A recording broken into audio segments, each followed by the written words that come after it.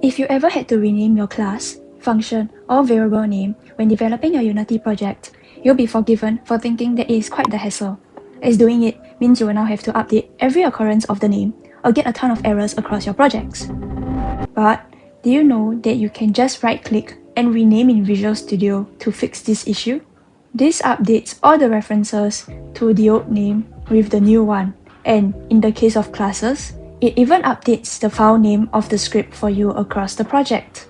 Unfortunately, this feature only works if Visual Studio is properly linked to your Unity project. If you see a miscellaneous files label on the top left dropdown, or if Visual Studio's autocomplete feature isn't working for you, this rename trick likely won't work. We have a video on setting up autocomplete for your project in the video description below, but let me quickly share the two most common ways to set it up. The first way is through Unity. Locate the External Tools window from the Edit, then Preferences, and select the External Tools tab.